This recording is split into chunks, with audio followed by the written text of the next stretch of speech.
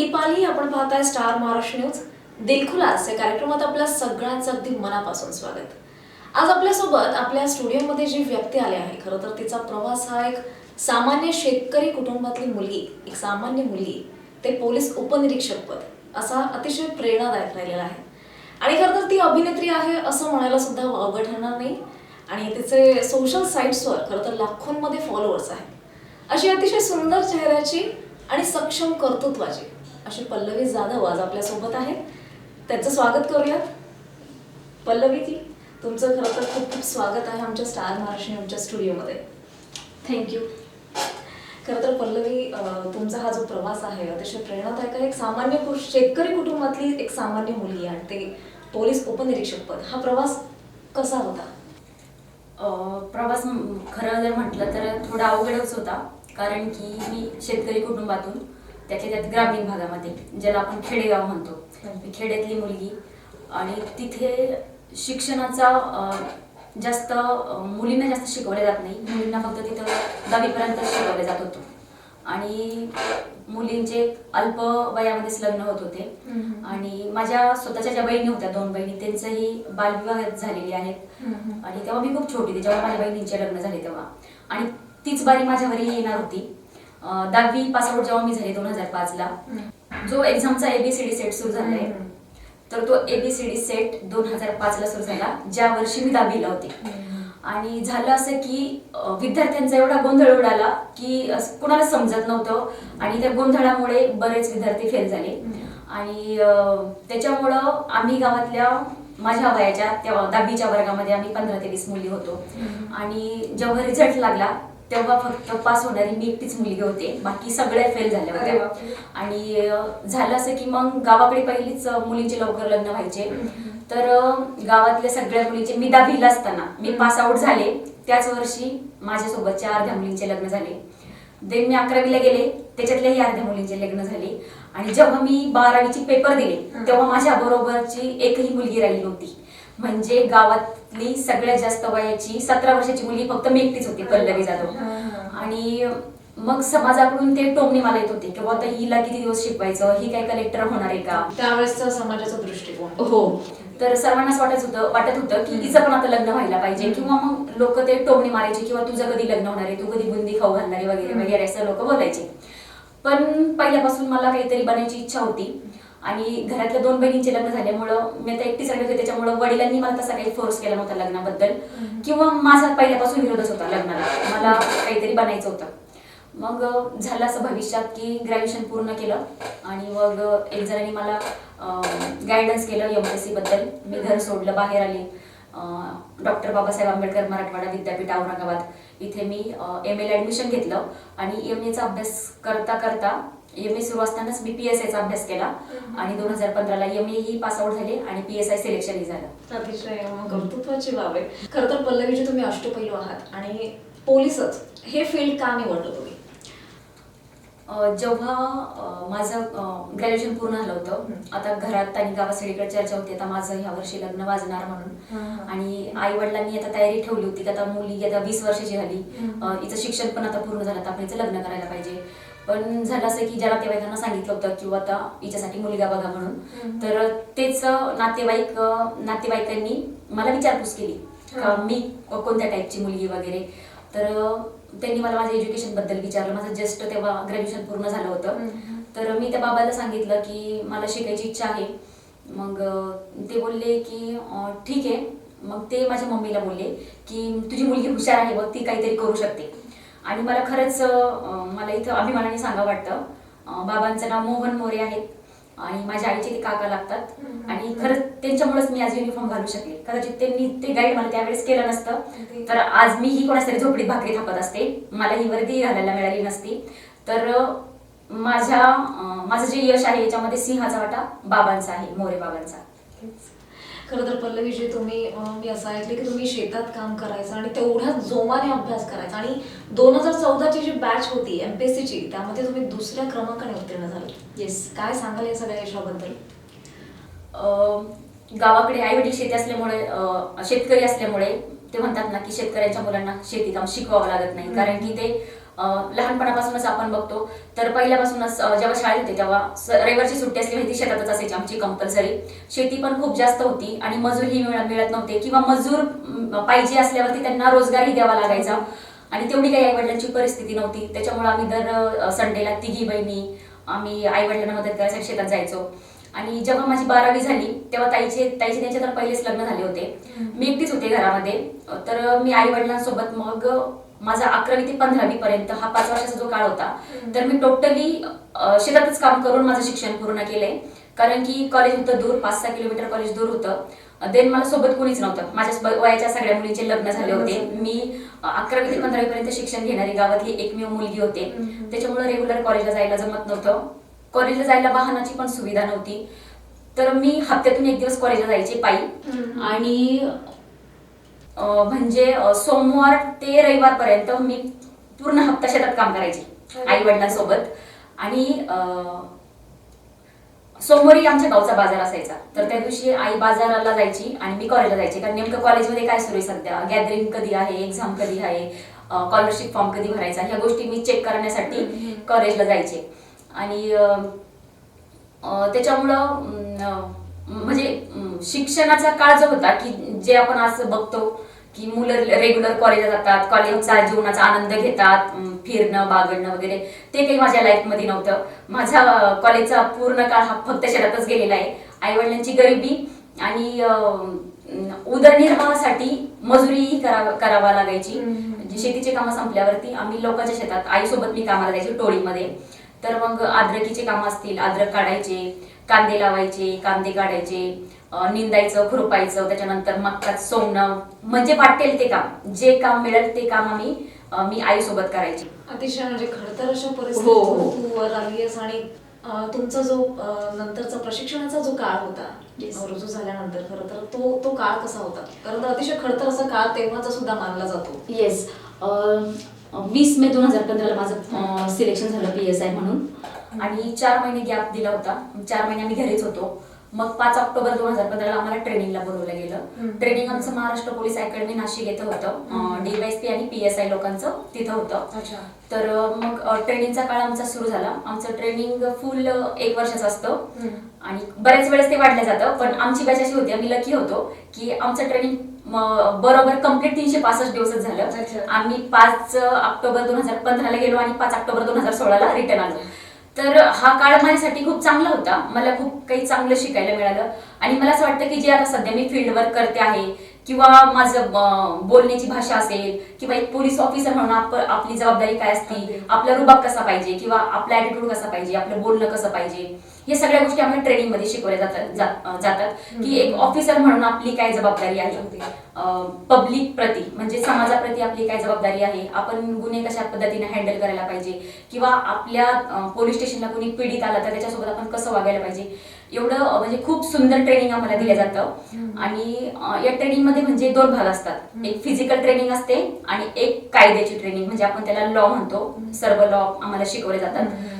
तर physical training खूप hard असते. त्याच्यामध्ये म्हणजे असं काहीच एक्सक्यूज नसतं.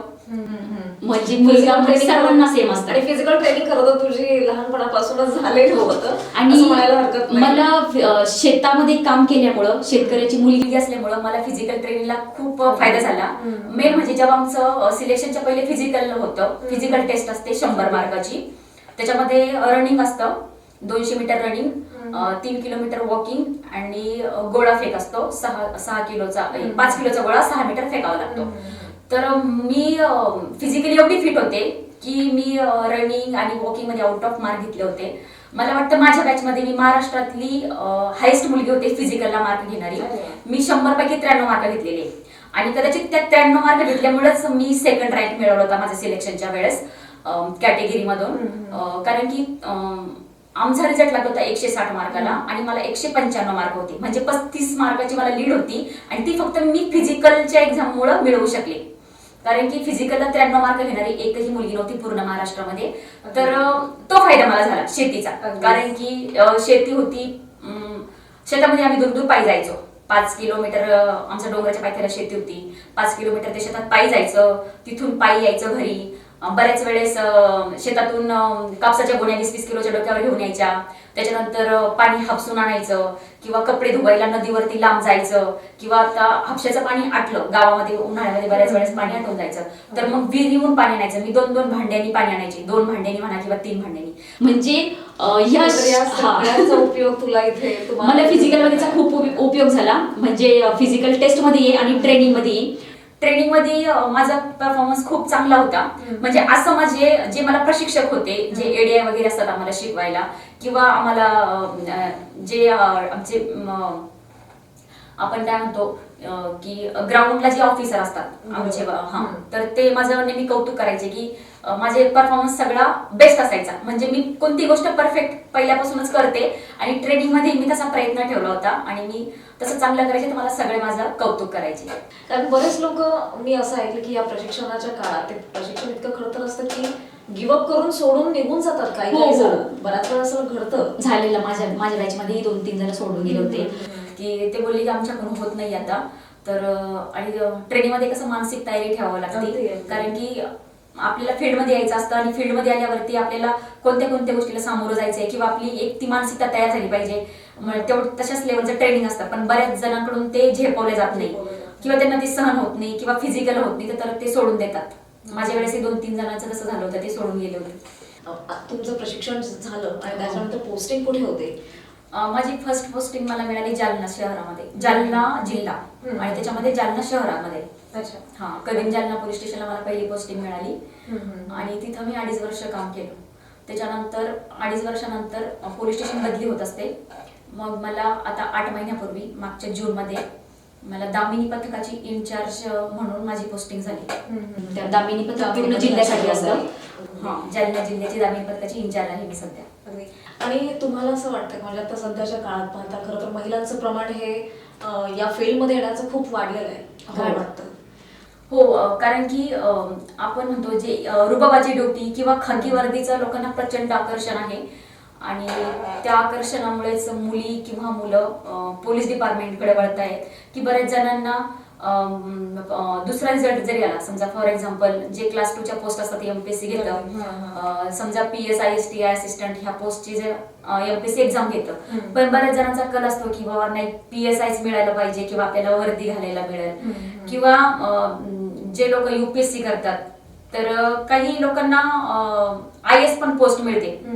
परंतु फक्त युनिफॉर्ममुळे बरेच जण IPS साठी ट्राय करत नाही की आपल्याला IPS चीच नोकरी मिळाली पाहिजे किंवा युनिफॉर्म घालता येईल. म्हणजे समाजामध्ये खूप क्रेज आहे युनिफॉर्मचा, त्याच्यामुळे मुलींची संख्या वाढते डिपार्टमेंटमध्ये. आणि सगळ्यात महत्वाचं म्हणजे तुम्ही सोशल मीडियावर तुफान पॉप्युलर आहात असं म्हणायला हरकत नाही. कारण तुमचे इंस्टाग्राम वरती लाखोंमध्ये फॉलोअर्स आहेत. येस. हे कसं सगळं जमून आलं? याचा फायदा होतो का? कसं? मला वाटतं फॉलोअर्स वाढणं हा वर्दीचा सन्मान आहे माझ्या. कारण की सोशल मीडियावरती बऱ्याच मुली आहेत, ऍक्ट्रेस पण आहेत, पण लोकांना युनिफॉर्मची तर क्रेज आहेच आणि युनिफॉर्म मध्ये जर एखादी मुलगी असली तर ती लोकांना जास्त आवडते. कारण की लेडीज ऑफिसरचं तसंही प्रमाण कमी आहे पुरुषांच्या तुलनेमध्ये. तर एखादी मुलगी किंवा एखादी लेडीज युनिफॉर्म मध्ये जास्त सुंदर दिसते आणि लोकांना तिला बघण्याचा दृष्टिकोन एक वेगळा असतो. आता मी सोशल मीडियावरती मला वाटतं की 1 वर्ष झालं मी इन्स्टाला अकाउंट ओपन केलं. त्याच्या पहिले मी काही सोशल मीडिया इतकं काही यूज नव्हते करत. तर या 1 वर्षामध्येच म्हणजे मला वाटतं आज 2,36,000 फॉलोअर्स आहेत आणि लोकांनी पब्लिकने मला सेलिब्रिटीज करून टाकले. कारण की त्यांना कदाचित माझी वर्दी आवडत असावी किंवा वर्दीतली मी आवडत असावी किंवा माझा ऍटिट्यूड, माझा रुबाब किंवा मी वर्दीतले पिक शेअर करते इन्स्टावरती. त्याचप्रमाणे मी जे काम करते तुम्ही समाजकार्य सुद्धा करतात. Yes. आणि त्या इंस्टाग्रामच्या माध्यमातून लोकांपर्यंत पोहोचतं. येस. मी काय करते, जे मी काम करते, मी कुठं आता माझं काम सध्या महिला सुरक्षा पथकाची मी इन्चार्ज आहे. तर जालना जिल्ह्यातल्या महिला सुरक्षेचं मी काम करते. म्हणजे माझा शहरामध्ये प्रत्येक मुलीकडे माझा नंबर असेल, प्रत्येक मुलीकडे आणि महिलेकडे, पुरुषांकडेही आहेत. म्हणजे कुणालाही अडचण असेल ते मला लगेच कॉल करतात आणि मी त्यांच्यापर्यंत जाऊन ते काम करते. खरं तर असं कधी होत नाही की पोलीस खरं तर स्वतःचे पर्सनल नंबर शेअर करतात आणि पण तुमचे नंबर सगळ्यांकडे आहेत. येस येस, माझा पर्सनल नंबर आहे आणि ऍक्च्युली मी एकच नंबर यूज करते, माझ्याकडे 2 नंबर पण नाहीये आणि हाच नंबर माझ्या फॅमिलीसाठी आहे आणि माझ्या समाजासाठी सुद्धा आहे. कारण की माझ्यावरती जबाबदारी आहे महिलांच्या सुरक्षेची, की महिलांना कधीही काही प्रॉब्लेम निर्माण होऊ शकतो. त्याच्यामुळे माझा नंबर मी पूर्ण जिल्ह्यात व्हायरल केलाय आणि मला असं वाटते सध्या तो पूर्ण महाराष्ट्रात व्हायरल झालाय. कारण की मला पूर्ण महाराष्ट्रातून कॉल येतात की मॅडम तुम्ही आमच्याकडे एक वेळेस या कार्यक्रम घ्यायला. मी सध्या जे मुलींसाठी जे काम करते, मुलींना गाईड करते मी सगळ्यात पहिले, की एक समाजामध्ये एक मुलगी म्हणून किंवा एक महिला म्हणून आपले जीवन जगण्याचे काय अधिकार आहेत याची जाणीव बऱ्याच महिलांना किंवा मुलींना नाहीये. तर ती जाणीव मी त्यांना निर्माण करून देते. किंवा स्त्रियांसाठी कोणते कायदे आहेत किंवा ते स्वतःचं संरक्षण कसं करू शकतात, हे जे अवेअरनेसचे माहिती नसते बऱ्याच स्त्रियांना. तर हे अवेअरनेसचं काम मी सध्या करते. आणि ह्याच पोस्ट मी जेव्हा शाळेला व्हिजिट करते तर स्टुडंटची खूप गर्दी होते मला बघण्यासाठी किंवा माझ्यासोबत एक पीक मिळावा किंवा मॅडम सोबत आपण थोडं बोलावं, मॅडमच्या हातात हात घ्यावा म्हणून अशी आजूबाजूला माझ्या खूप गर्दी होऊन जाते. आणि तेच पीक जेव्हा मी याला सोशल मीडियाला टाकते तर लोकांना ती माझं काम आवडतं किंवा ते सगळ्या गोष्टी बघून लोकांना एक प्रेरणा मिळते की नाही मॅडम चांगलं काम करताय आणि म्हणूनच ते फॉलोअर्स वाढतायत. आणि अशी त्यांना उत्सुकता असेल की वरती मागच्या तुम्ही कशा असाल. येस, मी नेहमीच माझी पर्सनल लाईफ मी नेहमीच शेअर करते आणि मला त्याचा अजिबात लाज वाटत नाही. मला पहिल्यापासून अभिमान वाटतो की मी एक शेतकऱ्याची कष्ट करायची मुलगी आहे आणि मी अभिमानाने सांगेल की शेतकऱ्याला जगाचा पोशिंदा म्हटलं जातं. शेतकरी नसला तर मला वाटतं करोडपती व्यक्ती भाकर खाऊ शकणार नाही. कारण की पैसा काही तुम्ही जमिनीत नाही पिकवू शकत, अन्न हे जमिनीत पिकवावं लागतं आणि ते फक्त ती हिंमत फक्त शेतकऱ्यामध्येच असते. म्हणून शेतकऱ्याला जगाचा पोशिंदा म्हटलं जातं. आणि जे जय जवान जय किसान आपण हे जे वाक्य ऐकतो तर हे खरंच त्यांना लागू पडतं. आणि मी अभिमानाने प्रत्येक ठिकाणी सांगते की मी शेतकऱ्याची मुलगी आहे किंवा मजुराची मुलगी आहे किंवा मी शेती काम केलंय आणि मला वाटतं मी ह्या गोष्टी पण शेअर करत असते. तर लोकांना आवडतं ते की मॅडम सामान्य कुटुंबातले असून किंवा शेतात काम करत असून ही नोकरीही चांगल्या करतात किंवा पर्सनल गोष्टी कोणी शेअर करत नाही पण मी ते शेअर करते, तर ते लोकांना आवडत असावं कदाचित. कधी असं झालंय का की थेट प्रश्न तुम्हाला या सोशल माध्यमांवरून स्त्रियांनी मांडलेत किंवा कोणीही मांडले आहेत? हो, असं कधी झालंय? येस, बऱ्याच. आता झालं असं की फॉलोअर्स खूप जास्त आहेत आणि ते मला पर्सनल मेसेज करतात, परंतु ते मला ऍड नसल्यामुळे मला त्यांचे काही दिसत नाही, म्हणजे त्यांचे काय प्रॉब्लेम आहे. तर बऱ्याच वेळेस कॉमेंट्स मध्ये काही मुली मला प्रश्न करतात का मॅडम मी ह्या अडचणीमध्ये आहे किंवा तुम्ही मला हेल्प करा किंवा मी अभ्यास कसा करायला पाहिजे. म्हणजे बरेच विद्यार्थ्यांचे प्रश्न हेच असतात की मॅडम मला तुमच्यासारखं बनायचंय, मी कशी तयारी करू, मला गायडन्स करा. आणि मागच्या काळामध्ये 5-6 मुलींचे मला असे म्हणजे त्या प्रॉब्लेम मध्ये होत्या तर त्यांनी मला हेल्प मागितली होती, बाहेरच्या जिल्ह्यातल्या होत्या. तर मी त्यांना संबंधित अधिकाऱ्यांना कॉल करून सांगितलं की मला अशा मुलीचा मेसेज आलाय किंवा ती प्रॉब्लेम मध्ये तिला हेल्प करा. आणि माझ्या फोनवरती लगेच त्या लोकांनी ऍक्शन घेतली संबंधित पोलीस डिपार्टमेंटच्या आणि संबंधित जिल्ह्याच्या आणि त्यांनी त्या मुलीला हेल्प केली. तुमच्याकडे दामिनी पथकाची जबाबदारी आहे आणि अतिशय कठीण काळात खरं तर तुमच्याकडे दामिनी पथकाची जबाबदारी दिलेली आहे आणि अतिशय कठीण काळात तुम्हाला ही जबाबदारी दिली गेली होती. काय सांगाल त्याबद्दल? कठीण काळ म्हटल्यापेक्षा माझा पोलीस स्टेशनचा टर्न कंप्लीट झाला होता. एका पोलीस स्टेशनला 3 वर्ष किंवा 2 वर्षाची कालावधी असतो ड्युटीचा, तर 2.5 वर्ष मला पूर्ण झाले होते आणि मग माझी बदली झाली. तर दामिनी पथक मिळावं ही माझी इच्छाच होती, कारण की मला फील्ड वर्क करायला आवडतं, समाजापर्यंत एक ग्राउंड लेवलला जाऊन काम करायला आवडतं. कारण की त्या समाजातून मी आली आहे, एका ग्रामीण भागातून आली आणि पहिल्यापासूनच मला सोशल वर्क करायची सवय आहे किंवा आवड आहे लोकांपर्यंत जाऊन. तर जेव्हा दामिनी पथकाचं पथक मला मिळालं तेव्हा मी खूप खुश होते, कारण की मला माहित होतं आता मला प्रत्येक मुलीपर्यंत जाता येईल किंवा प्रत्येक शाळेपर्यंत कॉलेजपर्यंत थेट मुलीची संवाद साधता येईल की त्यांच्या काय प्रॉब्लेम आहे ते जाणून घेता येईल किंवा सेल्फ डिफेन्स काय असतो किंवा महिलांनी कसं वागायला पाहिजे. मी पहिलेच सांगितलं की जे आत्मनिर्भरपणे आपण कसं जगायला पाहिजे, स्वसंरक्षण कसं करायला पाहिजे, या गोष्टी मला मुलींना थेट सांगता येईल त्यांच्यापर्यंत जाऊन. तर मला आनंदच होता जेव्हा पथक मिळालं तेव्हा. गावाकडे आपण साधारणतः पाहतो की मुली लवकर व्यक्त होत नाहीत. Yes. तर समाजाला फेस करण्याचा प्रश्न असो किंवा बाकी इतर काही कारण असतात त्या व्यक्त होत नाहीत. मग बरोबर. हे तुमच्या समोर नेहमी आव्हानच असेल, तर हे ओके. सगळं तुम्ही कसं हाताळता? शहरी भाग असो किंवा ग्रामीण भाग, आजही मुली त्यांच्या प्रॉब्लेम सांगत नाही. म्हणजे काही त्यांच्यासोबत प्रसंग घडला तरी ते लाजतात सांगायला. तर तेच काम मी सध्या करते. मी मुलींना हेच शिकवते की सगळ्यात पहिले तुम्हाला बोलता आलं पाहिजे. जोपर्यंत तुम्ही बोलणार नाही, तुमचा प्रॉब्लेम शेअर करणार नाही, तोपर्यंत तो कोणालाच माहिती होणार नाही. बरोबर. घरातले व्यक्तीही काही अंतर्यामी नसतात. तर सगळ्यात पहिले आपण आपली जी व्यक्ती तुम्हाला जवळची वाटते, कोणाला आई जवळची वाटते, कोणाला वडील, भाऊ, बहीण, मित्रमैत्रीण, त्याच्यानंतर आपल्या स्कूलचे टीचर, असं कोणीतरी व्यक्ती जवळ असतं प्रत्येक व्यक्तीच्या. तर मी मुलींना तेच सांगते की तुम्हाला जर काही प्रॉब्लेम आला किंवा जर तुम्हाला कोणी छेडत असेल, कोणी त्रास देण्याचा प्रयत्न करत असेल, कोणी ब्लॅकमेल करत असेल, तर अशा वेळेत त्या व्यक्तीचा अन्याय सहन न करता तुम्ही ती गोष्ट तुमच्या जवळच्या व्यक्तीजवळ शेअर करा. आणि जर तुम्हाला योग्य वाटत असेल का बाबा मॅडम सोबत आपण शेअर करू शकतो, तर मी त्यांना माझा पर्सनल नंबर दिलेलाच आहे. किंवा मी जेव्हाही स्कूलला कॉलेजला भेट देते तेव्हा मी पहिले त्यांना गायडन्स करते हे सगळ्या गोष्टीवर. आणि नंतर त्या मुलींना एक स्पेशल टाइम ठेवते अर्धा एक तासाचा, की मला तुम्ही पर्सनल येऊन भेटा आणि तुमचा प्रॉब्लेम सांगा. आणि जेव्हा मी मुलींना गायडन्स करते ना, त्यांना खूप छान वाटतं आणि त्यांना एक बळ मिळाल्यासारखं वाटतं. मला म्हणजे नेहमीच कॉमेंट्स येत असतात की मॅडम तुमचं बोलणं ऐकून आज आम्हाला खूप फ्री वाटतंय, किंवा आम्ही तुमच्यासारखं होऊ शकतो, किंवा आता आम्ही कोणाचा अन्याय सहन करणार नाही, किंवा आता आम्हाला जर कोणी काही बोललं तर आम्ही प्रतिकार करू, एखाद्याला मारू वगैरे. म्हणजे त्याच्यामध्ये तो कॉन्फिडन्स निर्माण होतो. निर्माण होतो. हा, आणि तेच काम मी करते की सगळ्यात पहिले मुलींना बोलायला शिकायला पाहिजे किंवा आपले विचार मांडायला शिकलं पाहिजे. ती आज काळाची गरज आहे किंवा तो आपला जगण्याचा अधिकारच आहे. मी मुलींना सांगते की गुलामाप्रमाणे जगू नका, कुणाचाही शारीरिक किंवा मानसिक बळी पडू नका. जर तुमच्यावर खरंच अन्याय होत असेल तर त्याला आपण वाचा फोडायला पाहिजे, जेणेकरून ती पोलिसांपर्यंत पोहोचेल आणि गुन्हा दाखल होईल आणि आपण आरोपीवर कारवाई करू आणि गुन्ह्याला कुठेतरी आळा बसेल किंवा गुन्हेगारावरती आळा बसेल. पल्लवीजी, तुमच्याकडे अशी एखादी केस आली आहे का जी तुमच्या समोर सुद्धा एक आव्हान म्हणून आलं होतं, असं एखादी केस वगैरे शेअर करा? हो, जेव्हा माझं प्रोबेशन कम्प्लीट झालं, ट्रेनिंग नंतर 1 वर्ष प्रोबेशनचा काळ असतो प्रशिक्षणार्थी म्हणून. तर प्रशिक्षण माझं पूर्ण झालं आणि लगेच दुसऱ्या महिन्यामध्ये एक माझ्याकडे केस आली होती. एक 3 वर्षाची मुलगी होती जिचा बलात्कार झाला होता. तर 3 वर्षाची मुलगी म्हटल्यावर ती म्हणजे खूपच वेदनादायी तो गुन्हा होता. आणि तो जेव्हा माझ्याकडे तपासाला आला मला खूप वाईट वाटलं आणि मुलगी ऍडमिट होती हॉस्पिटलला. मी सगळ्यात पहिला आरोपीला ताब्यात घेतलं, त्याला अटक केली गुन्हा दाखल झाल्यावरती. आणि मुलगी ऍडमिट होती, तिचा 2-3 दिवसानंतर डिस्चार्ज झाला.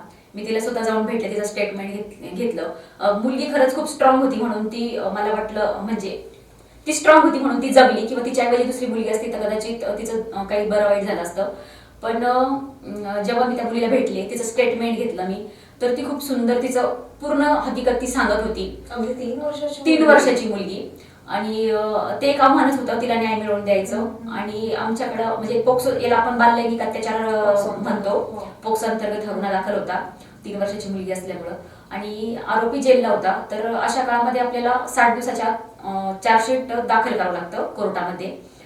तर ह्या 60 दिवसात मला पूर्ण तपास करायचा होता आणि खूप जबाबदाऱ्या होत्या माझ्यावरती. तर मी त्या मुलीचं ते स्टेटमेंट घेतलं, तिच्या दोन्ही भावांचं स्टेटमेंट घेतलं आणि त्याच्यानंतर स्टेटमेंट घेतलं. ज्या काही बारीक बारीक गोष्टी असतात तपासाच्या त्या पूर्ण केल्या. चार्जशीट 60 दिवसाच्या, मला वाटतं मी 57व्या दिवशी चार्जशीट दाखल केलं होतं. आणि सध्या ती केस बोर्डावरती माझी, मला असं वाटतं 2-3 महिन्यामध्ये तिचा रिझल्ट येईलच. सगळ्यांच्या साक्षी वगैरे झालेल्या आहे, माझीही साक्ष झाली त्याच्यामध्ये. आणि एक असा विश्वास आहे किंवा एक अपेक्षा आहे की त्याच्यामध्ये मला कन्व्हिक्शन मिळेल किंवा त्या मुलीला न्याय मिळेल आणि आरोपीला शिक्षा होईल. अशा हीच एक माझ्यासमोर एक केस होती आताच्या काळामध्ये. खरं तर पल्लवीजी, जेव्हा अशा केसेस येतात तुमच्या समोर तेव्हा तुम्ही एक स्त्री म्हणूनही विचार करता, येस, की ॲज अ पोलीस ऑफिसर म्हणून विचार करता, दोन्ही रूपात कसं विचार करता? खरं तर सगळ्यात पहिले तर मी पोलीस ऑफिसर म्हणूनच काम करते, कारण की पोलीस डिपार्टमेंट किंवा एका भावनेला आपल्याला महत्त्व द्यावं नाही लागत. कारण की कायद्यानुसार ज्या गोष्टी असतात त्या कराव्याच लागतात किंवा त्या करायलाच पाहिजे. इथंही बऱ्याच गोष्टी अशा होत्या की जेव्हा मी ह्या गुन्ह्याचा तपास करत होते, 3 वर्षाची मुलगी होती, परंतु मी सगळ्या गोष्टी तिच्या घरापर्यंत जाऊन केल्या. आणि मुलगी खूप गरीब घरची होती. किंवा एक शासनाकडून मानधन मिळतं. ज्या काही पीडित मुली किंवा महिला असतात पोक्सो गुन्ह्याअंतर्गत, तर त्या मुलीलाही मी जे निर्भया योजना आहे त्या निर्भया योजनेअंतर्गत तिला मी मानधन मिळवून दिलं शासनाकडून. खरं तुमचे आई वडील हे शेतकरी होते, तुम्ही Yes. अभिमानाने सांगतात आहे. येस. खरं तर या परिस्थितीचा तुमच्या प्रवासावर एकंदरीत परिणाम झालाय असं वाटतं का, किंवा चांगल्या पद्धतीनं परिणाम झालाय का? चांगल्या पद्धतीने परिणाम झाला असं म्हणेल मी. कारण की शेतकऱ्याची मुलगी म्हटल्यावरती सगळ्यांना अभिमान वाटतो माझ्याबद्दल की शेतकऱ्याची मुलगी असून या स्टेज पर्यंत आली. म्हणजे PSI होणं तसं काही अवघड नाहीये, पण शेतकरी कुटुंबातून येणं, परिस्थिती नसताना, किंवा ज्या समाजामध्ये काहीच मार्गदर्शन नाहीये, किंवा ज्या समाजात मुलींना शिकवले जात नाही, किंवा ज्या समाजात मुलींना फक्त चूल मूल एवढ्यापर्यंत सीमित ठेवलं जातं, तर त्या समाजातून मी आली आहे. आणि म्हणजे समाज माझं कौतुकच करतो. मी जिथे जाते तिथे मला प्रेमच मिळतं. आणि मला असं वाटतं की माझ्यासोबत सर्व गोष्टी पॉझिटिव्ह घडतात. म्हणजे शेतकऱ्याची मुलगी असल्याचा, किंवा आताचं काम, आता जे मी काम करते, किंवा असं होतं की मला प्रत्येक ठिकाणी बोलवलं जातं. प्रत्येकाला अशी इच्छा असते की मॅडमने आमच्या घरी यावं, किंवा आमच्या प्रोग्राममध्ये मॅडमने चीफ गेस्ट म्हणून यावं, किंवा आमच्या मुलींना गाईड करायला यावं. तर मी प्रत्येक ठिकाणी जाते. मी असं कधीच भेदभाव नाही करत की मी इथं नको जायला, तिथे नको जायला. मला जालना जिल्ह्यामध्ये कितीही दूरपर्यंत बोलवलं तरीही मी जाते. रात्रीचा प्रोग्राम असला तरी जाते, दिवसाचा असला तरी जाते. जिथं महिला येतात किंवा जिथं मुली येतात त्या प्रत्येक ठिकाणी मी नेहमी जाते आणि हजर असते मुलींसाठी. का त्यांना मी 2 शब्द सांगेल तर माझ्या मुळे एखादी तरी मुलगी काहीतरी बनेल, किंवा मुली धाडसी होतील. माझा सगळ्यात पहिले हा उद्देश आहे की मुलींनी निर्भीडपणे जगावं, धाडसी व्हावं, कुणाचं गुलाम बनू नये, किंवा त्यांनी स्वतःचं संरक्षण करावं. स्वतःच्या संरक्षणाच्या बाबतीत मुली स्वावलंबी बनाव्यात, हाच उद्देश ठेवून मी प्रत्येक ठिकाणी जात असते. पल्लवीजी, तुम्ही खरं तर एक अभिनेत्री आहे असं म्हणणं सुद्धा वावगं ठरणार नाही, कारण तुमची आत्ताची सध्याची जी नुकतीच होऊन गेलेली शिवाजी महाराजांची आरती ती प्रचंड लोकप्रिय झाली. Yes. काय सांगाल या यशाबद्दल? मला लहानपणापासून आवड होती. म्हणजे असं जेव्हा टीव्ही बघायचे तेव्हा मलाही असं वाटायचं कधीतरी मी पण असं हिरोईन सारखं टीव्हीवरती नाचावं, त्याच्यासारखी मला छान छान ड्रेस घालायला मिळावेत असं मला वाटायचं. पण परत मी विचार करायचे, अरे आपण तर खेड्यामध्ये आहोत, आपली तर काही ती परिस्थिती नाहीये. आणि मला असं वाटायचं की हिरोईन व्हायचं म्हटल्यावरती खूप मोठ्या घरचं पाहिजे, खूप पैशावाला पाहिजे, किंवा खूप सुंदर दिसलं पाहिजे. आणि मग कुठेतरी ते स्वप्न मी बाजूला ठेवायचे. टीव्ही बघताना मला ते वाटायचं, पण मग मी कुठेतरी अंतर्मनामध्ये ते सगळे स्वप्न मी दडपून ठेवले होते. आणि जेव्हा चान्स मिळाला तेव्हा पहिले एज्युकेशन कम्प्लीट केलं, कारण की एज्युकेशन खूप महत्वाचं आहे आणि एज्युकेशन शिवाय माणसाची प्रगती होऊ शकत नाही. म्हणून सगळ्यात पहिले खूप संघर्ष करून माझं शिक्षण पूर्ण केलं. त्याच्यानंतर चान्स मिळाला, पोलीस ऑफिसर झाले. आणि मला असं वाटतं की आता मी स्टेबल आहे एक ऑफिसर म्हणून. जे माझं ध्येय होतं ते मी पूर्ण केलंय. किंवा आई वडिलांची जी अपेक्षा होती की जेव्हा मी शिकायला बाहेर गेले तेव्हा मुलीनं काहीतरी बनून यावं, तर आई वडिलांचं स्वप्न आणि माझं ध्येय मी पूर्ण केलंय. आता बाकी आहे माझं स्वप्न की मला वाटतं की मी ही पडद्यावर यावे. जे माझं लहानपणाचं स्वप्न होतं ते स्वप्न पूर्ण करायचं आता चान्स आहे मला, किंवा ते मी आता करू शकते. म्हणूनच हा एक चान्स आला होता मला शिवाजी महाराजांच्या आरतीचा. आपले पुण्याचे एक सिनियर PI आहेत विश्वासराजे थोरात, सरांनी ती आरती लिहिलेली आहे. आणि जेव्हा सरांना समजलं की बाबा मी ऍक्टर आहे किंवा मला आवड या गोष्टीची, सरांनी मला कॉन्टॅक्ट केला आणि मला विचारलं की पल्लवी तू काम करशील का याच्यामध्ये. तर मी म्हटलं सर ही खूप अभिमानाची गोष्ट आहे म्हटलं, माझ्यासाठी हा एक गोल्डन चान्स आहे म्हटलं, मी एका पायावर तयार आहे म्हटलं, कधी यायचं सांगा. मग सरांनी मला डेट सांगितली आणि तो मला चान्स मिळाला. मी लगेच पुण्याला आले आणि एका दिवसात आमचं शूट वगैरे झालं आणि 8च दिवसात सॉन्ग रिलीज पण झालं. शिवाजी महाराजांची जयंती येणारच होती, त्या अनुषंगाने शूट वगैरे आम्ही पूर्ण कम्प्लीट केलं आणि लगेच आरती पण रिलीज केली. तर ती युट्यूबवर मला वाटतं 1 लाख लोकांनी आतापर्यंत बघितली आणि फेसबुकच्या पेजवरती ती 5 लाखाच्या वरती लोकांनी बघितली. आणि खरं तर असं म्हणायला हरकत नाही की तुमचं कुठंतरी एक स्वप्न होतं Yes. झळकायचं, ते खरं तर वर्दीच्या माध्यमातून पूर्ण झालं असं म्हणायला हरकत नाही. हो बरोबर, वर्दीमुळेच मला तो चान्स मिळाला आणि सरांनी मला तो चान्स दिला, त्याच्याबद्दल मी सरांची खूप आभारी आहे. आणि आम्ही असं ऐकले की आता तुम्हाला चित्रपट सृष्टीची दारं खुली झाली आहेत, काय सांगाल त्याबद्दल? ऍक्च्युअली मागच्या वर्षीच मी एका मूव्हीचं एक सॉन्ग होतं त्याच्यामध्ये मी काम केलंय, होळीचं सॉन्ग आहे ते. बट काही प्रॉब्लेममुळे ते अजून रिलीज झालं नाही. तर मागच्या वर्षीपासून तो चान्स मिळालाय समजा. पण टीव्हीवर दिसण्याचा चान्स हा पहिला होता शिवाजी महाराजांच्या आरतीचा. कारण की आमची आरती एबीपी माझा, आणखी माय बोली चॅनल, साम टीव्ही याच्यावरती दाखवल्या गेली किंवा सुरू येते आताही. तर ते स्वप्न माझं पूर्ण झालं. पण एक ऍक्टर म्हणून व एक जो लीड रोल असतो हिरोईनचा तो मिळावा अशी अपेक्षा आहे माझी, किंवा त्यासाठी मी प्रयत्न करेलच. तर असे मला चित्रपटाची 1-2 ऑफर आली आहे. तर त्याच्यासाठी त्याचे शूट आता सुरू होईल काही दिवसात. वाट बघते मी. याच्यासाठी काही वेगळं प्रशिक्षण वगैरे सुरू केलंय? काहीच नाहीये, कारण की आवड मनापासून आहे आणि ती तो विश्वासी आहे की मी चांगलं करू शकेन. आणि कुठेतरी हे गुण होते अंगात. आणि हे पहिल्यापासून होते. ऍक्च्युली मी जेव्हा स्कूलला होते, स्कूलला कॉलेजला, तर मी लहानपणापासून सिंगिंग, डान्समध्ये भाग घेणं, नाटकात भाग घेणं हे लहानपणापासून मी करायचे.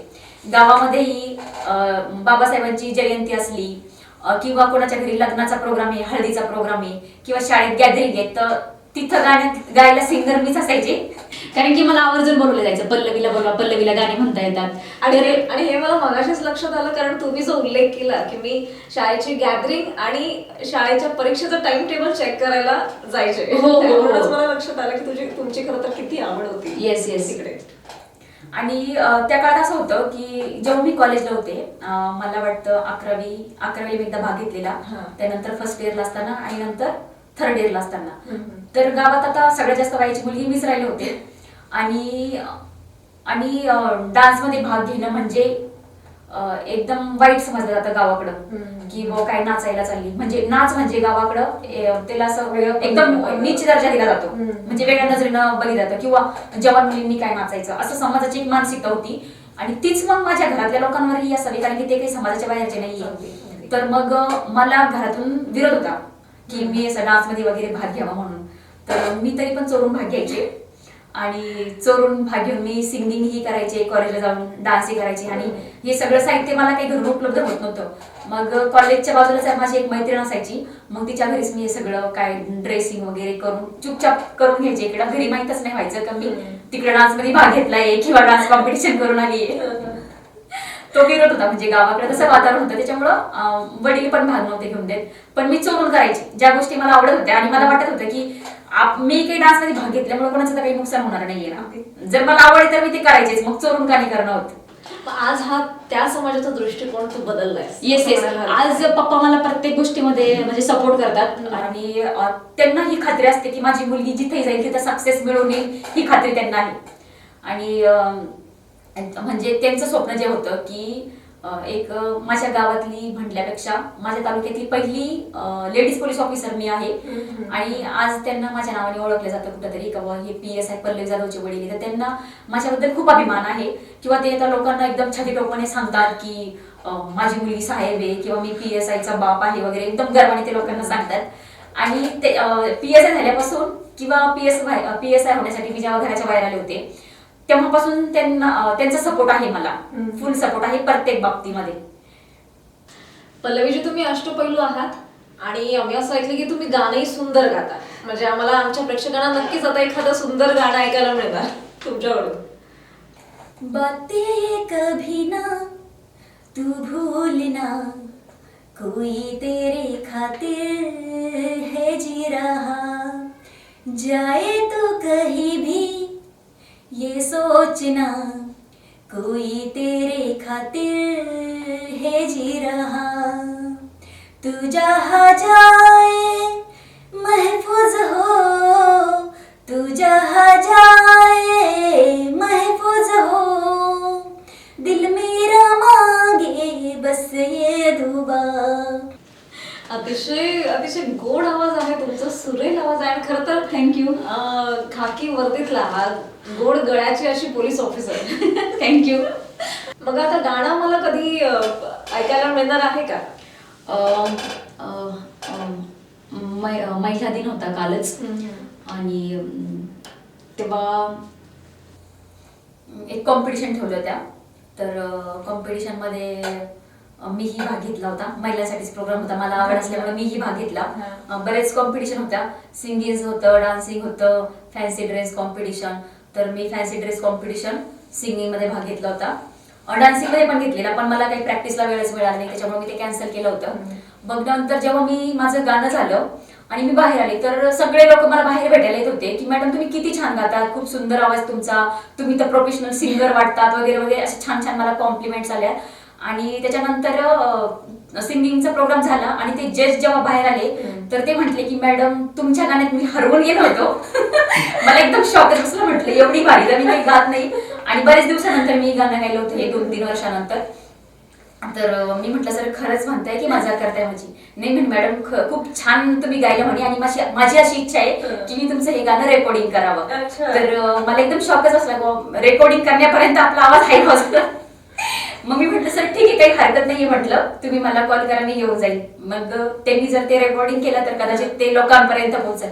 अगदी म्हणजे आणखी एक स्वप्न पूर्ण होण्याच्या वाटेवर आहे. हो. खरं तर पोलीस दल म्हटलं की एक वृक्ष आणि आवाजात जरा बसणारा चेहरा असा समोर येतो. Okay. आणि खरं तर हा चेहरा बदलण्यासाठी सोशल मीडिया आहे खरं तर एक चांगलं माध्यम आहे असं वाटतं का तुम्हाला?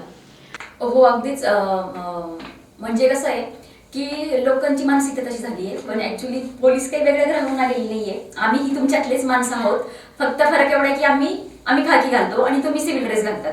बाकी तुमच्यासारखेच आहोत आम्ही, फक्त आम्ही कायद्याचे रक्षक आहोत आणि त्या कायद्याच्या चौकटीत राहूनच आम्हाला कामं करावी लागतात. तर बऱ्याच वेळेस हा कायद्याचा वापर करताना लोकांना गैरसमज होऊन जातो आमच्याबद्दल, पण आम्ही वेगळं काही करत नाही. आम्ही फक्त ड्युटी करत असतो किंवा ती करणं आमची जबाबदारी आहे, आमचा भाग आहे, किंवा कायदा आणि सुव्यवस्था राखण्यासाठी आम्हाला या सगळ्या गोष्टी कराव्या लागतात. तर त्याच्यासाठीच आम्ही असे प्रोग्राम ठेवतो की आता जेव्हा पोलीस रायझिंग डे होता तर हा पब्लिक आणि पोलिसांमधला सुसंवाद व्हावा या दृष्टीने आम्ही प्रोग्राम ठेवला होता. एक सप्ताह होता, मला वाटतं 1 जानेवारी ते 8 जानेवारी असा हा एक सप्ताह ठेवला होता आम्ही. आणि या काळात आम्ही प्रत्येक शाळेचे विद्यार्थी बोलवले आणि त्यांना पोलीस डिपार्टमेंट बद्दल माहिती दिली.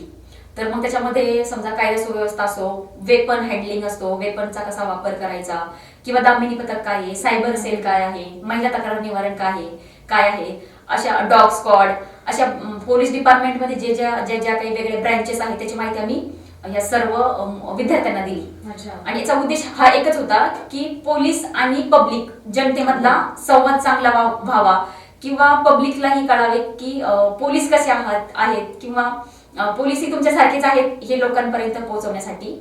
आणि त्याचप्रमाणे फेसबुकवरती 1-2 ग्रुप बघितले, मी पेज बघितले.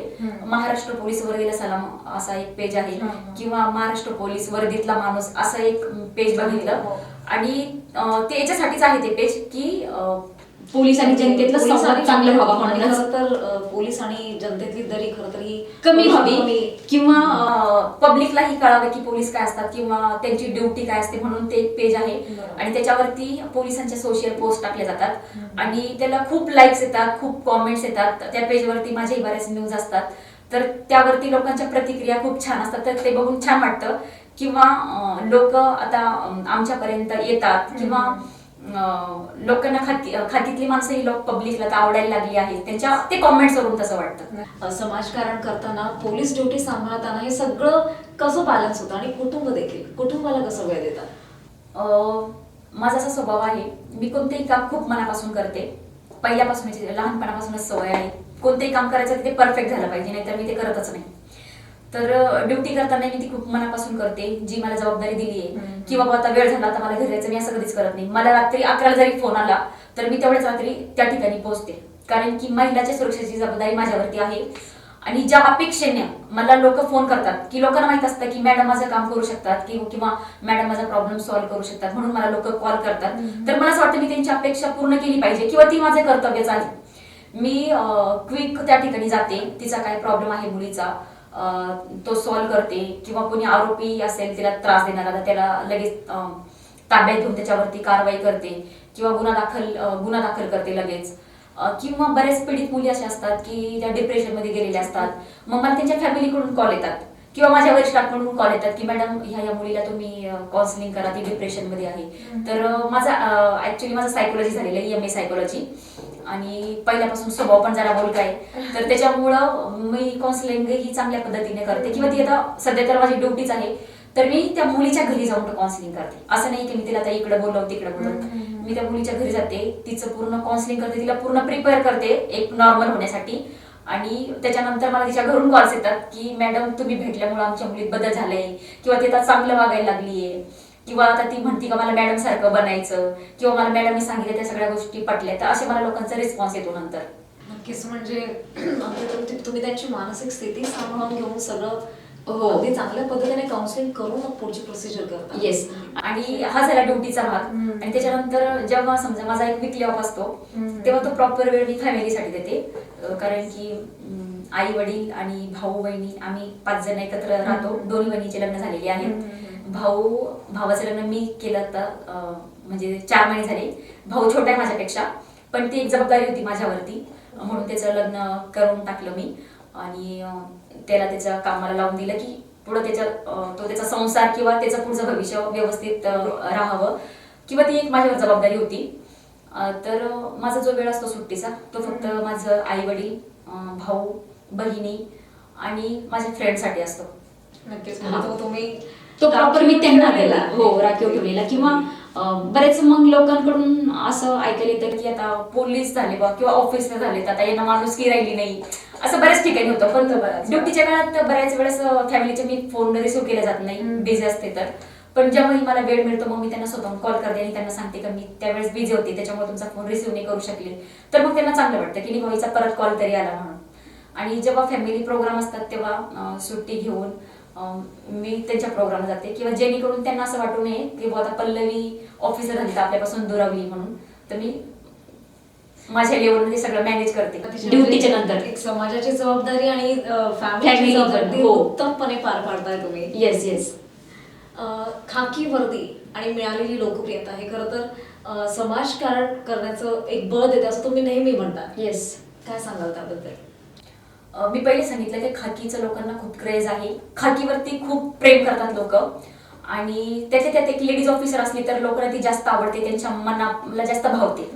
मग असं नाहीये की मी फक्त म्हणजे लेडीज ऑफिसर फक्त मुलींनाच आवडते किंवा मुलांनाच आवडते. समाजातल्या प्रत्येक घटकाला लेडीज ऑफिसर आवडते, मग तो कोणत्याही वयाचा असो. आणि मला ज्या कॉमेंट्स येतात त्याच्यामध्ये मी बघते, त्याच्यामध्ये स्टुडंट भरपूर आहेत, स्कूलचे असतात, कॉलेजचे असतात, काही मध्यम वयाचे असतात, आणि बरेच वयस्कर लोकही मला मेसेज वगैरे करतात. म्हणजे समाजातल्या प्रत्येक घटकातून मला प्रेम मिळतं. कारण की आपण जर काही चांगलं काम केलं तर ते नक्कीच समाजाला आवडतं, आणि त्याच्यात ते लगेच आपल्याला रिप्लाय पण देतात, किंवा त्यांच्या कॉमेंट्सवर ते सांगतात की नाही मॅडम तुमचं काम छान आहे. किंवा बऱ्याच लोकांना खाकीमुळं की मॅडमची पर्सनॅलिटी चांगली आहे, किंवा आपल्या म्हणजे स्वभावावर ती पण बऱ्याच गोष्टी डिपेंड असतात की आपण लोकांशी कसं वागतो, किंवा आपला स्वभाव कसा आहे, आपण लोकांच्या अडचणीला धावून जातो का. तर या गोष्टी लोकप्रिय होण्यासाठी ह्या गोष्टी महत्वाच्या आहेत. आणि मी नेहमी जेव्हा मी स्कूलला जाते तर मुलींना मी असं एक ऑफिसर म्हणून बोलत नाही, तर त्यांची एक मोठी बहीण म्हणून त्यांना जवळ घेऊन त्यांना बोलते, त्यांना विचारते तुमचे काय प्रॉब्लेम्स आहे वगैरे. तर त्यांना एकदम छान वाटतं. आणि बऱ्याच मुली मला कधीही कॉल करतात त्यांना प्रॉब्लेम असल्यावरती, किंवा काही सहज बोलायचं म्हणून कॉल करतात. आणि दिवसभर माझा नंबर आता एवढा व्हायरल झालाय, पूर्ण महाराष्ट्रातून मला कॉल येतात. बऱ्याच ठिकाणी काही लोकांना प्रोग्राम ठेवायचे असतात, कोणी शुभेच्छा देण्यासाठी. आता 1 मार्चलाच माझा बर्थडे होऊन गेला, तर मला असं वाटतं मला 1000 ते 2000 कॉल आले असेल. मेसेज तर 5000च्या वरतीच, सोशल मीडियावरही तेवढेच आणि व्हॉट्सअपवरही तेवढेच. आणि पूर्ण महाराष्ट्रातून कॉल येत होते 2 दिवस बर्थडेच्या फक्त शुभेच्छा देण्यासाठी. तर मला असं वाटतं की हे जनतेचं प्रेमच आहे. कारण की काही जगातली मी पहिलीच ऑफिसर नाही, भरपूर ऑफिसर आहेत, पण लोकांना काही गोष्टी आपल्यातल्या आवडतात म्हणून ते आपल्यावरती प्रेम करतात. आणि याच्याकडे जबाबदारी ही वाढते, आणि याच्याने जबाबदारी वाढते. बरोबर. पल्लवीची महिला दिन होऊन गेला, आणि खरं तर या सगळ्या महिलांना आणि आपल्या अंगावर एक खाकी वर्दी पाहू इच्छिणाऱ्या तरुण तरुणींना तुम्ही काय संदेश द्याल? जे काही स्टुडंट आहेत ज्यांना पोलीस ऑफिसर व्हायचे, PSI व्हायचं असेल, DYSP, IPS किंवा पोलीस कॉन्स्टेबल, प्रत्येकाच्या इच्छेनुसार. तर मला बऱ्याच जणांचे कॉमेंट्स येत असतात की, किंवा भेटायलाही येतात मला, किंवा काही जण गायडन्स घेण्यासाठी फोन करतात, मेसेज करतात की मॅडम आम्हालाही तुमच्यासारखं पोलीस ऑफिसर व्हायचे. कोणी म्हणतं मॅडम मला PSIच व्हायचे, कोणी म्हणतं मॅडम मला तुमच्यासारखं काम करायचंय, किंवा मला तुम्ही खूप आवडतात, वर्दीवरती तुम्ही खूप भारी दिसतात. तर मला असं वाटतं की खूप चांगली गोष्ट आहे की समाजाला पोलीसचं म्हणजे खाकीचं वेड आहे किंवा अट्रॅक्शन आहे, तर त्याच्यासाठी मेहनती तेवढी घ्यावी लागते. कारण की एक पोलीस ऑफिसर होणं काही सोपं नाहीये. MPSC जेव्हा एक्झाम घेते तर त्याला लाख कॉम्पिटिशन असतं. त्याच्यासाठी तुम्ही खूप मेहनत करा. सगळ्यात महत्त्वाचं आहे अभ्यास करा. त्याच्यानंतर तुमचा फिटनेसही चांगला ठेवा की जेणेकरून तुम्हाला फिजिकल एक्झामला प्रॉब्लेम येणार नाही.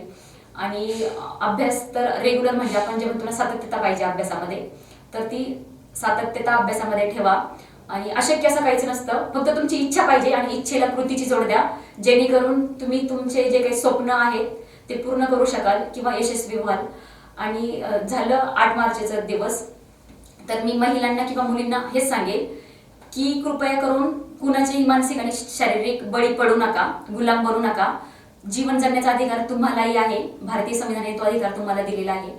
तर सगळ्यात पहिले एक माणूस म्हणून जगा, आत्मनिर्भर व्हा, सेल्फ डिफेन्स करायला शिका. जर तुमच्यावर खरंच अन्याय होत असेल, जर तुमच्यावर कोणी अटॅक करत असेल, तर सगळ्यात पहिले तुम्हाला स्वतःचं संरक्षण करता आलं पाहिजे. कुणावरही अवलंबून राहू नका, तुम्ही स्वतः करू शकता, तुमच्यामध्ये ती हिंमत आहे. तो आत्मविश्वास बाळगा, ती हिंमत ठेवा. तुमचं सगळ्यात मोठं शस्त्र फक्त आत्मविश्वास आणि हिंमतच आहे. ते जर तुम्ही बाळगलं तर तुमच्याकडे वाईट नजरेने बघायची कोणाची हिंमत होणार नाही. जर यदा कदाचित कोणी वाईट नजरेने बघायचा प्रयत्न करत असेल तर आपल्याला त्याची नजर ही झुकवता आली पाहिजे. तेवढं स्ट्रॉंग तुम्ही बना. आणि याच्यासाठी एकच 2 लाईनी म्हणते शेवटच्या, की नारी तूच आहेस तुझ्या जीवनाची शिल्पकार, नारी तूच आहे तुझ्या नवक्रांतीची निशाणी, चल उठ हो खंबीर, चल उठ हो खंबीर, तूच तर रातरागिनी आणि तूच मर्दानी, तूच तर रातरागिनी आणि तूच मर्दानी. धन्यवाद पल्लवीजी, आज तुम्ही आमच्यासोबत स्टार महाराष्ट्र न्यूजरूम मध्ये आलात. आणि खरं तर हा तुमचा जो प्रवास आहे, एक सामान्य शेतकरी कुटुंबातील मुलगी ते पोलीस उपनिरीक्षक पद, हा प्रवास खरं तर अनेक जणांना प्रेरणा देऊन जाणार आहे. आणि तो आमच्याशी तुम्ही उलगडून दाखवलात. आणि खरं तर एक खाकी वर्ध्या मागची सुद्धा एक अभिनेत्री सुद्धा लपलेली आहे आणि एक गोड गळ्याची एक गायिका सुद्धा आहे, हे आम्हाला कळालं याच्यातून. तर धन्यवाद, तुम्ही आलात आणि आमच्याशी गप्पा मारलात. आणि आपल्या भावी वाटचालीसाठी आमच्या स्टार महाराष्ट्र न्यूज परिवाराकडून खूप खूप शुभेच्छा. Thank you so much. महाराष्ट्रातल्या किंवा भारतातल्या तमाम महिलांना आणि मुलींना मी एक संदेश देते माझ्यातर्फे. 2च लाईन आहे तुमच्यासाठी. नारी तूच आहेस तुझ्या नवक्रांतीची निशाणी, नारी तूच आहेस तुझ्या नवक्रांतीची निशाणी, चल उठ हो खंबीर, चल उठ हो खंबीर, तूच तर रातरागिनी आणि तूच मर्दानी, तूच तर रातरागिनी आणि तूच मर्दानी. थँक्यू.